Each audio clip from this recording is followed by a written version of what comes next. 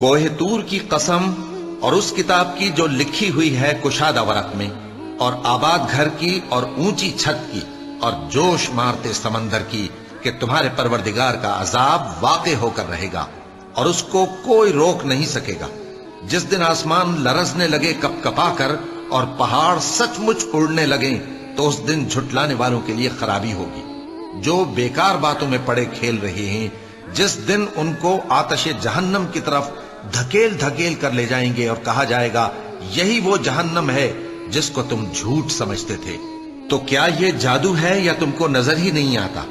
اس میں داخل ہو جاؤ اور صبر کرو یا نہ کرو تمہارے لیے یکساں ہے۔ جو کام تم کیا کرتے تھے یہ انہی کا تم کو بدلہ مل رہا ہے۔ جو پرہیزگار ہیں وہ باغوں اور نعمتوں میں ہوں گے، جو کچھ ان کے پروردگار نے ان کو بخشا اس کی وجہ سے وہ خوشحال ہوں گے، اور ان کے پروردگار نے ان کو دوزخ کے عذاب سے بچا لیا۔ کہا جائے گا کہ اپنے اعمال کے صلے میں مزے سے کھاؤ اور پیو، تختوں پر جو برابر برابر بچھے ہوئے ہیں تکیے لگائے ہوئے ہوں گے، اور بڑی بڑی آنکھوں والی حوروں کو ہم ان کی بیویاں بنا دیں گے۔ اور جو لوگ ایمان لائے اور ان کی اولاد بھی راہ ایمان میں ان کے پیچھے چلی، ہم ان کی اولاد کو بھی ان کے درجے تک پہنچا دیں گے اور ان کے اعمال میں سے کچھ کم نہ کریں گے۔ ہر شخص اپنے اعمال میں پھنسا ہوا ہے، اور جس طرح کے میوے اور گوشت کو ان کا جی چاہے گا ہم ان کو عطا کریں گے۔ وہاں وہ جام شراب کی چھینا جھپٹی کریں گے جس کے پینے سے نہ کوئی لغو بات ہوگی اور نہ کوئی گناہ کا کام۔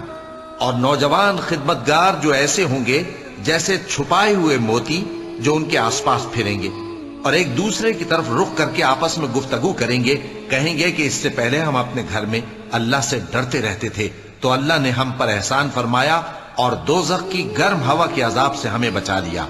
اس سے پہلے ہم اسے پکارا کرتے تھے، بے شک وہ احسان کرنے والا ہے، مہربان ہے۔